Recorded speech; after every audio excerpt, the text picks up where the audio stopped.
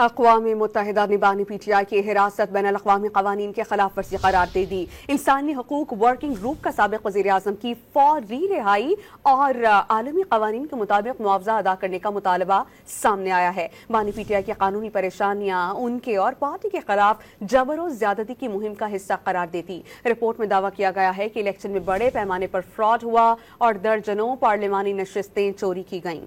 اقوام متحدہ نے بانی پی ٹی آئی کی حراست بین الاقوامی قانون کی خلاف ورزی قرار دے دی۔ انسانی حقوق ورکنگ گروپ کا سابق وزیر اعظم کی فوری رہائی اور عالمی قانون کے مطابق معاوضہ ادا کرنے کا مطالبہ۔ ورکنگ گروپ نے اپنی رپورٹ میں کہا کہ بانی پی ٹی آئی کی گرفتاری کا کوئی قانونی جواز نہیں، بظاہر گرفتاری کا مقصد انہیں نااہل کرنا تھا۔ ثوابدیدی حراست سے متعلق قائم یو این گروپ نے مطالبہ کیا کہ مناسب مداوا یہ ہوگا کہ بانی پی ٹی آئی کو فوری رہا کر کے انہیں عالمی قانون کے مطابق معاوضہ ادا کیا جائے۔ رپورٹ میں یہ بھی کہا گیا کہ بانی پی ٹی آئی کی قانونی پریشانیاں ان کے اور تحریک انصاف کے خلاف جبر کی بہت بڑی مہم کا حصہ ہے۔ بانی پی ٹی آئی کو اپنے دفاع کا حق نہیں دیا گیا، وکلا صفائی سے جرح کا حق لے کر سرکاری وکلا کو دے دیا گیا۔ یو این رپورٹ میں پاکستان کے 2024 کے انتخابات سے متعلق تشویش ظاہر کرتے ہوئے دعویٰ کیا گیا کہ الیکشن میں بڑے پیمانے پر فراڈ ہوا اور درجنوں پارلیمانی نشستیں چوری کی گئیں۔ پی ٹی آئی کے ارکان کو گرفتار اور تشدد کا نشانہ بنایا گیا اور ان کی ریلیوں میں رکاوٹ ڈالی گئی۔